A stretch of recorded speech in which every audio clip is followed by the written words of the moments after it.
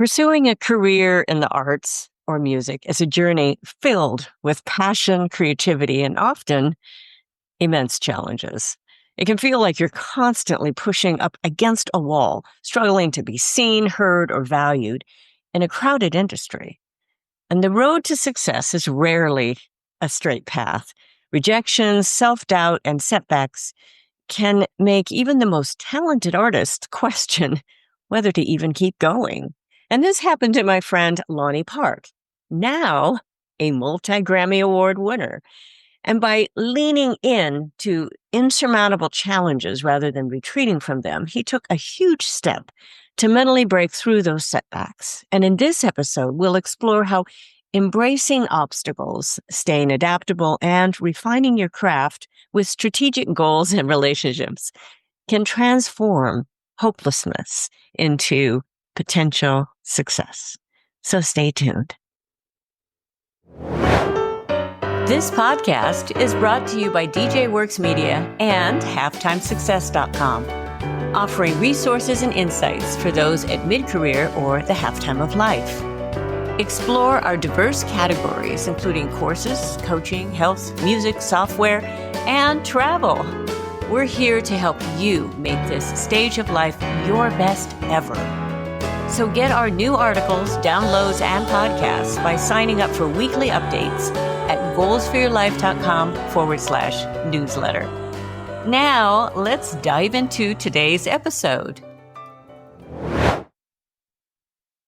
Well, I'm so happy to have Lonnie Park with me today. Lonnie, we have known each other for a while, and quite a while actually now, and it's so wonderful to have you. I love your backdrop. If anyone is watching video on this, instead of just listening, you are seeing all of Lonnie's guitars.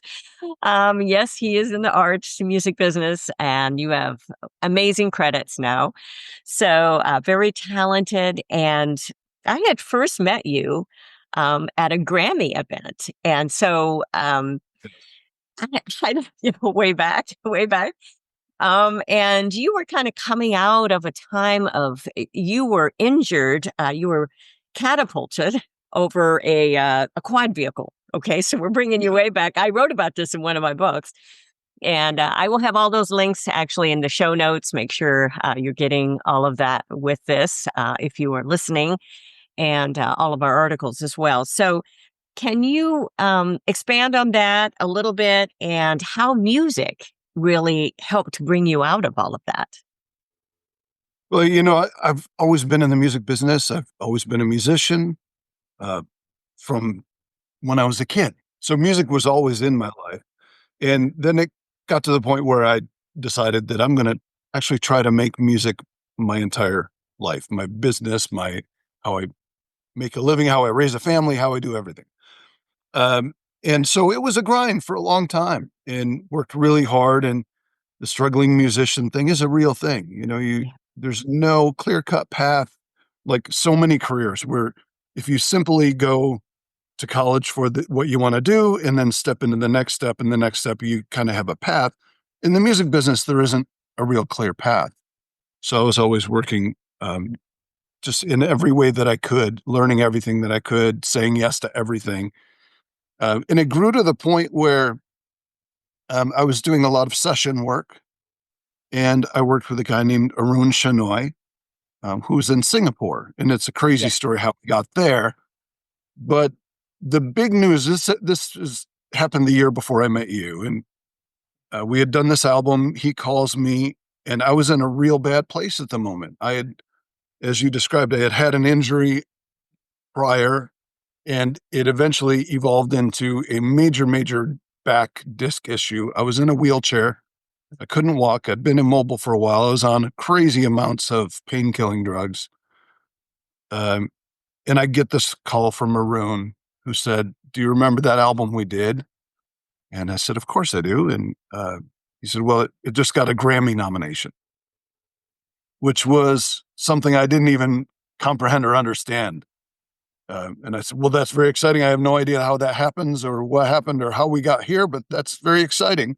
And then he said, "Would you like to go to the Grammys?" And I, of course, said, "That's the dumbest question I've ever heard. I'd love to go." And then it was, how do I get from this wheelchair to the point where I can get to the Grammys? And over the course of time, and fighting through and trying to get off the meds and rehab and everything that I could do, including crawling up and down the stairs so that I could get to the recording studio. And the way I'd always dealt with any emotional issue, any life issue, was through music. It was just the place that I would go. And so I was writing in the studio through all this pain. I was writing about the pain, and that was an additional therapy for me. It was something to tap into. And so in any event, that I was able to get to LA, fly on an airplane. I was at that point using a cane, but still pretty heavily medicated. And it wasn't long after that I met you, and you were writing your book Unstuck, I believe it was. Yep. Stuck is not a 4-letter word. Yeah. Yeah. Yep. And so, I mean, that's where our little story started. And of course, I've been a fan of your work since. Oh, well, it was wonderful. I just still remember sitting down. We were at a meal there together and kind of a networking group, and where we were first just meeting a lot of the people that we've kept in contact all the way through these years. And to hear your story, it was so impactful. And I just felt for you. I mean, how difficult all of that was and overcoming that. And I talk a lot about goals and how important they are and about taking little steps. And literally, you took little steps. You had to crawl. That's as little a step as you can up the Yes. stairs to your studio. I mean, sometimes we feel in life like we are crawling these little tiny steps. So, what is unique about setting goals in the music business? Now, I've been in this business a long time too. So, it is a unique field. So, for you, what is unique about setting goals? Well, I've been told my whole life, my dad was an amazing mentor that gave me pieces of advice that have stuck with me to today. And one of those things is, naming what you want and setting real clear goals. Again, the music business is a very different business, and it is important to set the goals. It is important to be very specific about, at the moment, where am I headed? Mhm. It's also very important not to be stuck in that. And so many people in the music business say, I do this and this is what I want, and this is where I'm going. And they turn down all the peripheral stuff because it's not exactly what they are aiming at. And my experience is, as I alluded to earlier, is say yes to everything Mhm. within reason. Mhm. Say yes to all the work and all. Can you do this? Yes, you can. Will you do that music? You may be a jazz artist, but they may ask you to participate in a pop piece. And if you're a hardcore jazz person, I'm only going to do this, then you would probably say no to that. Well, I would say yes to that. And for me, you set those goals because it's important that you're moving towards something. But then you have to pay attention and really listen. And when some door opens or something kind of takes a little fire that's in the periphery, lean into it and you will be blown away where it takes you. If you're always leaning in to that which is getting the result, then you will move faster and you'll keep moving and your goal may change. You were aiming at this, but now you're pointed that way and you go, well, what's my goal in this direction? Then you reset your goal, rename your goal, and once again, keep leaning into what's hot. Yeah. Wow, that's great. It's taking going where life kind of takes you. And I always say, momentum builds on momentum. It You're does. creating momentum and you're moving. It's like a fish. We always say in working with agents, the agents, people say, oh, I need an agent. I need somebody to help book me. I need to do all of this. And it's, well, they're only going to look for those trout that are moving. You need to be moving. You need to have momentum. You have to something that they can hang on to. So you answered this a little bit on how you achieve your dream. That people have these dreams. Well, wow, how do they come true? Now I've worked for Disney for years. It's a big deal. I mean, Mhm. dreams come true and imagination. Right. All of this. But how how do you define that in achieving your dream? I mean, what are the steps to that? Is it goal oriented or is it goal specific? Or how do you define that You person? know, it's funny when I remember when I was getting into the music business, that the thing we always referred to as making it. I want to make it in the music business, right? Mm-hmm. Mm-hmm. And I was doing this for probably 10 years before somebody actually came to me and said, "What does that mean to you?" Hmm. And I couldn't answer the question. And it's really important that you can answer that question. What Yeah. you can name a dream. My dream is to make it in the music business. Well, specifically, how? And at what point have you made it? And I had to actually then set goals that I could actually call, well, if I achieve this, then I've achieved my dream. And I could name it. Mm. The first thing that I named was I want to be able to make my entire living with music. And to me, that's making it, right? If you've Right. actually able to sustain yourself, maybe raise a family, maybe have a whole life of some kind where music is actually the fuel that's keeping it going. To me, that was making it. Of course, when I first got into it, making it was being an A-list household name type of star. You know, that was the biggest dream ever. But I was in a little Mhm. town. Realistically, I thought, I'm probably never going to be an A-list household name, but I could probably make a living at this somehow. So I think it's important that when you're talking about, I'm going to chase my dream, it's like chasing your tail if you don't know where you're going. You have to really, what is my dream? And Yeah. another story alluding to my dad, keeping things simple and being able to name what your dream is. My dad was in his 70s, early 70s. Mhm. And he was in very, very poor health. And my mother asked him a question, what is your dream? Mhm. And he'd been an entrepreneur his whole life and done small business, had never really had major success, but loved being that people person in retail and other businesses. And he said, my dream would have been to maybe open an antique store someday. And my mom had the wisdom to know he's not going to be here that many more years. And if he's not going to do this, better now than never. So they did it. And so Wow. if you name that dream, and then you can actually be bold about it. Mhm. And you can actually say, well, that might be crazy, but I'm going for it. And then you go for it. But until you can actually put your finger on what it is you're going for, you're never going to get there. That is amazing advice. And I think it's an advice for really everyone. Because how are you going to know if you're ever successful? You're never going to feel that way. You just aren't. It doesn't matter what level you're at. I've talked to people, and I've been in the same situation. I have a group of colleagues. We're all in the professional musicians, and we've talked about this. Do we feel successful? Do we? Of course we are, because we're working and we're doing what we love to do. That is the element of a huge element of success, and this is what our focus has been. And I branched out that focus, as you know, when I started writing and speaking. But it's a companion field. It's all connected with the arts. It seems it feels like that. So, but how do you feel that? How do you feel success? How do you know that you've made it? What a great, really a great principle to make sure that you're very, very specific on that. And so, what happens when you don't quite get there?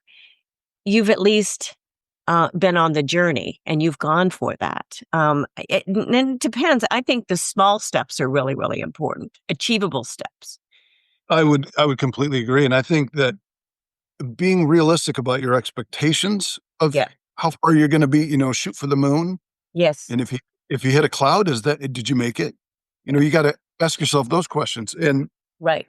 a lot of the people that I talk to that are coming up through, they have that I'm chasing my dream, and Yeah. they have this nearly impossible thing that they want to try because some people have accomplished that. So Yes. it can be done. So if Mhm. it can be done, I want to do that. Mhm. And what I make sure I tell every young person coming into this business is make sure every single step along the way, you're doing this for the right reason. Never forget why you're doing it.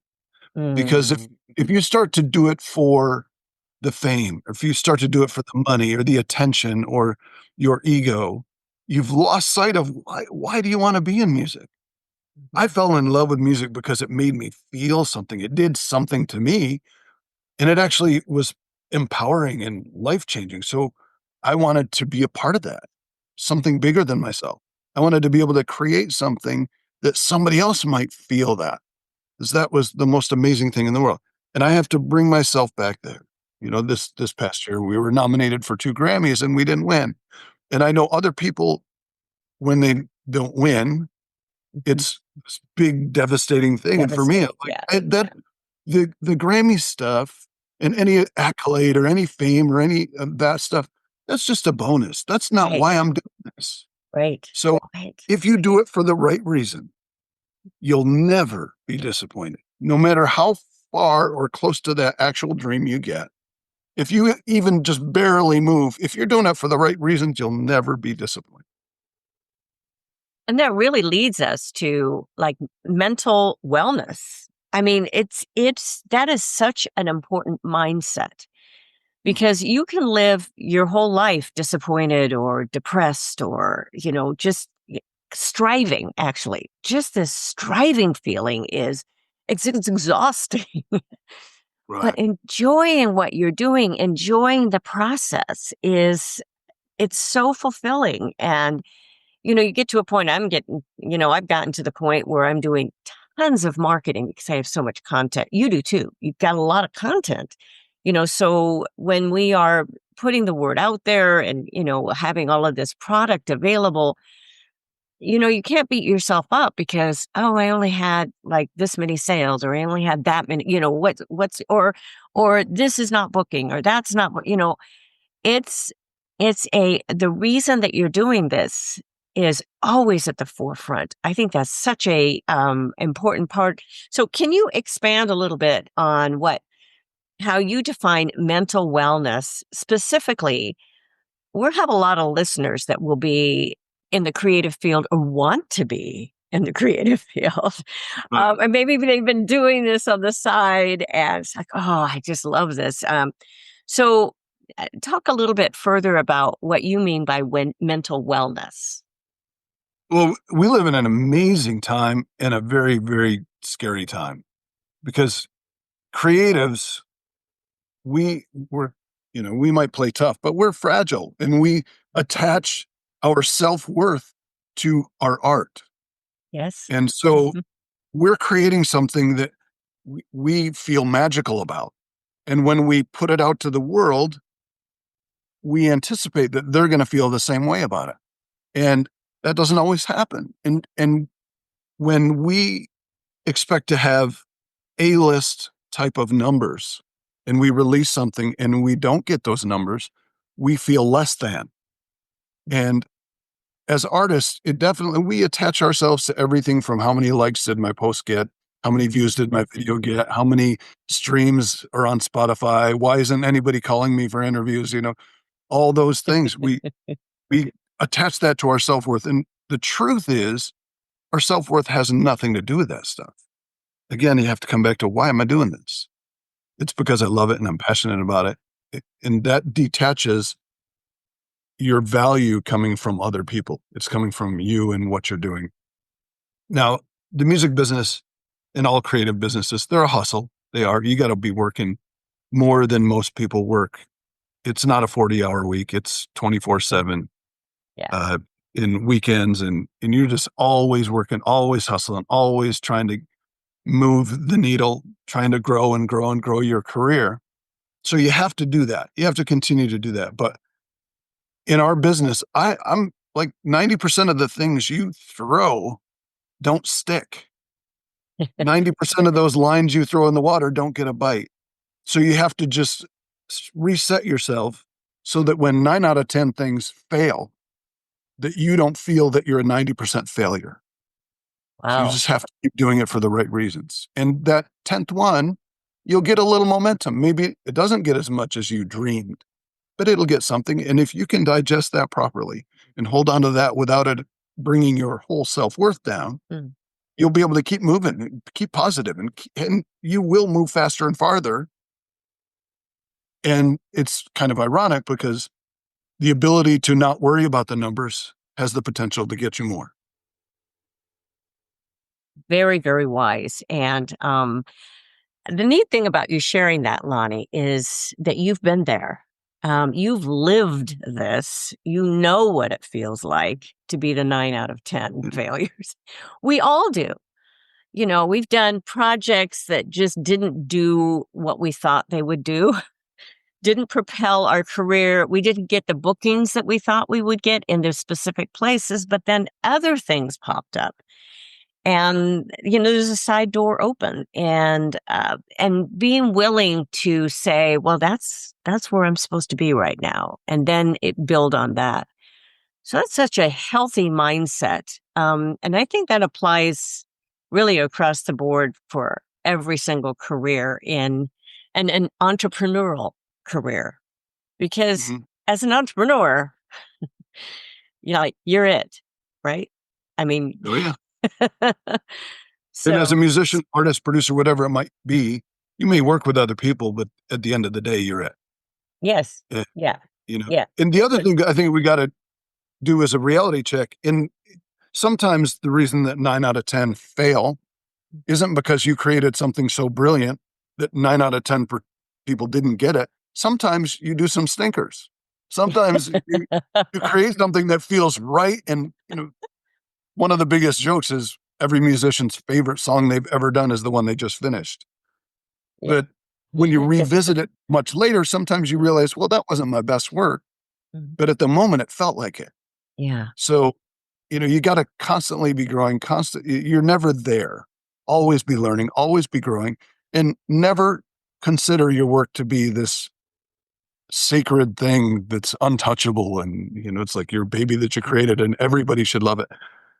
It's going to be what it is. You just got to keep at it. And 9 out of 10 times it's going to miss. And then you get one. Then you get one, and then you build on that. What's Yeah. working? Build on what's working. Definitely. Yeah. I've been told some things that's like, those songs are depressing, or like, when you were writing about when you were going through your pain. And so, I see things around me, I'll write things and then I'm thinking, okay, I need to write happier songs or like more cheery, be able but a lot of what sells as well as when people start identifying with, because if your feelings, if those are coming out and you're being honest through the music and through the lyric, um, that's very impactful where people can identify with it as well. So, Yeah. yeah, we can kind of beat ourselves up all we want, with the creative because we're creating something and you feel like it's a personal affront, but it depends on the market, depends on everything. So, okay, this is a great question to ask, because people are always wondering, okay, how do you get a break in the music business? How do I break through? How do I become, a star? I taught music business and it was like these people were striving. Okay, so how do you make it happen? So do you do you have any secrets for those that are wanting to Oh, be able sure. to break through? I think Absolutely. I know what part of it is. Go ahead. Go ahead. Uh, well, there's a few. Uh, Um, and if you just really narrow it down in the business, you're going to work really hard. One person that I spoke to when I was 19, Alex Perry Ellis, mhm, a well-known producer in our area in Ithaca, New York. I was young and I was hungry. And again, I wanted to make it. I didn't know what that meant, mhm. but I just loved the business so much. And I was so hungry. And I came to him and I said, I want to make it so bad. I just don't even know what to do. And he said, I tell you one thing. If you keep working hard and you don't quit, something will happen. And I was like, and he's like, well, I can't tell you what that's going to be. But I will say, if you don't stop and you keep working, something will happen. And he was right. And it took a long time, but so many people give up.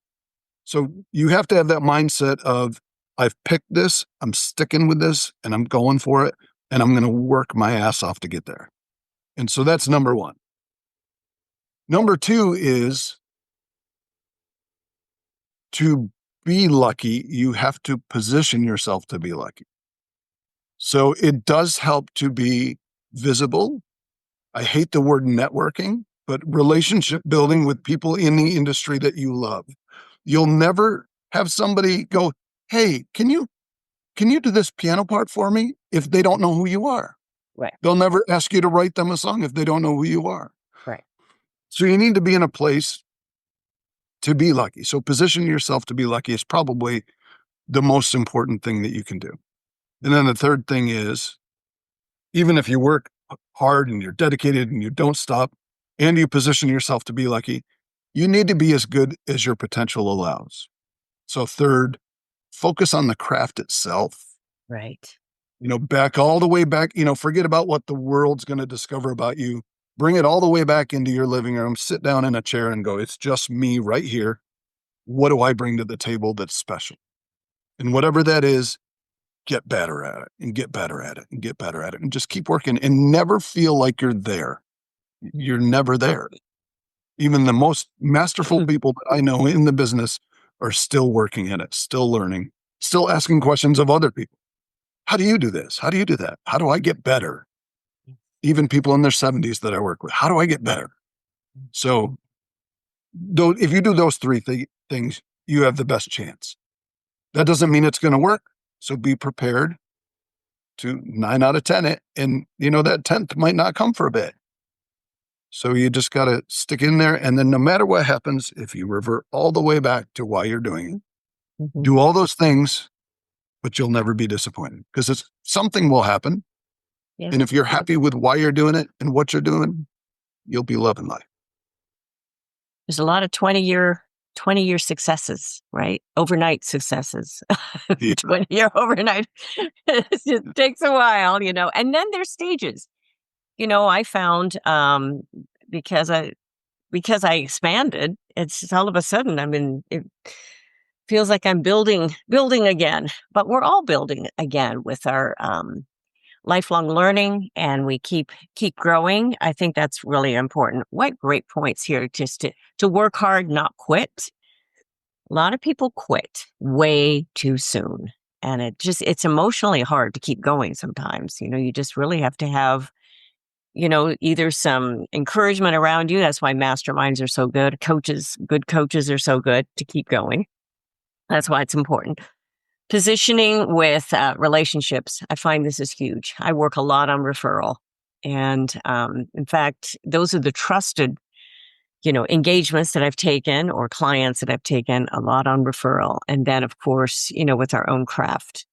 I remember there was a colleague that I worked with for some years. We did a dueling piano show, a headline show, actually, all over the country. And one of his neighbors was a man named Roger Williams, and he was a multi-Grammy. I mean, if you've heard Autumn Leaves, you've heard him. Oh, yeah.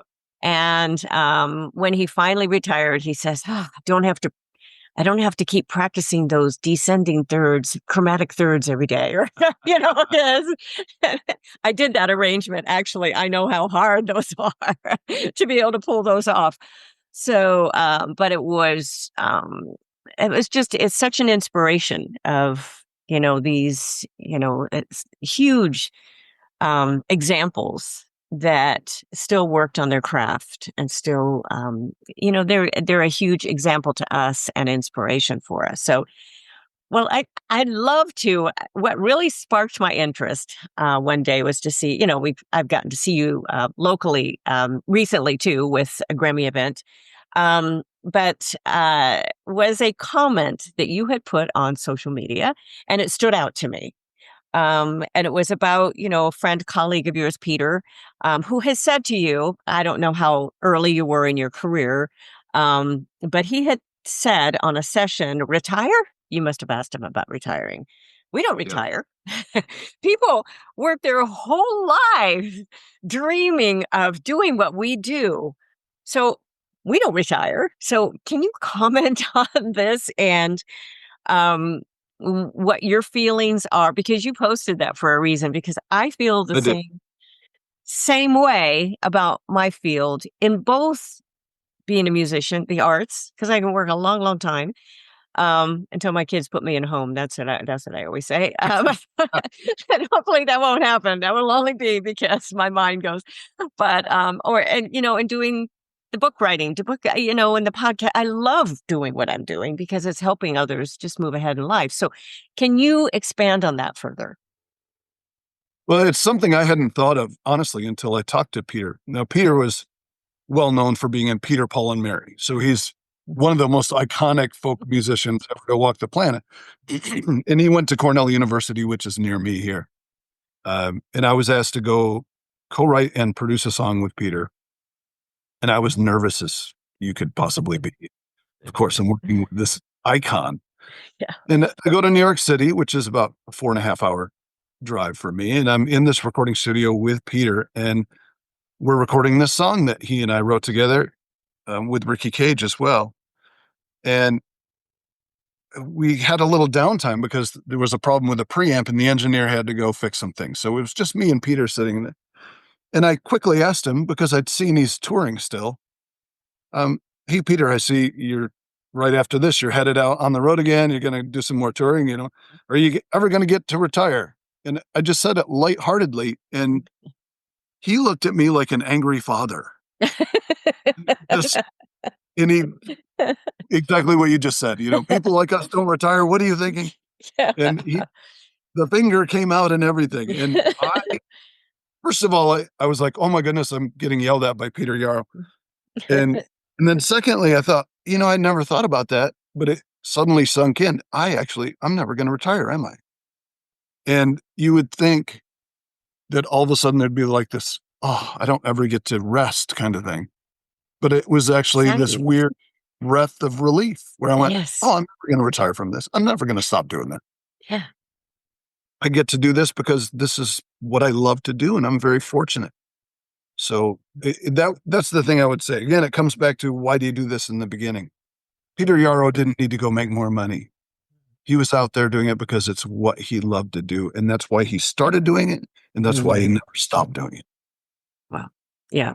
That's so, so inspiring. And I tell you, your work and it keeps all parts of your life going, is what it is, our work. And if we love what we do, and I really encourage people to really pursue what maybe some of those dreams that they've put off. And there's ways, you think, oh, if you need to make a certain amount of money or whatever, you can figure all of that out. But don't put those off forever, because we're all in the same train. And at some point, you're going to be off the train and you're not going to be able to do it either physically, or you're just not going to be around. So I think it's really important to, pursue that, and we can put off those forever. I've known people that have been talking for years about, oh yeah, I was going to start that. Just haven't done it yet.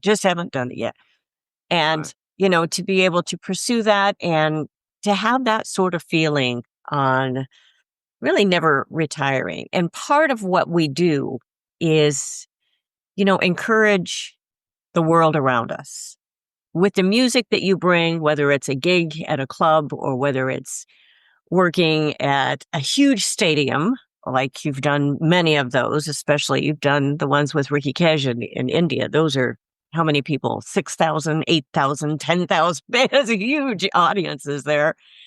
So you've done that, but then you've done the intimate settings as well. So it's all reaching out to people, touching people. And that just means so very much. So any other comments that you have on that before I ask you to give a lot of your information? I would love people to be able to listen to your music, to support you, and to, encourage you along the way. Well, I appreciate that. So it's funny you mentioned you'll be playing a large venue and then a small venue, and 1 minute you're playing to a ton of people, next minute very few. And again, that comes back to us feeling our success and our self-worth based on numbers so often. Right. And I played a show with Ricky one time, it was 88,000 people. And then I came back and played a very intimate show for probably 20 people. Mm-hmm. And you just have to, for me, it was the same. Mm-hmm.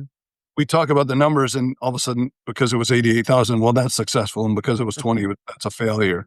And that's not true. I was doing what I love in both cases. I had a blast. The audience had a blast.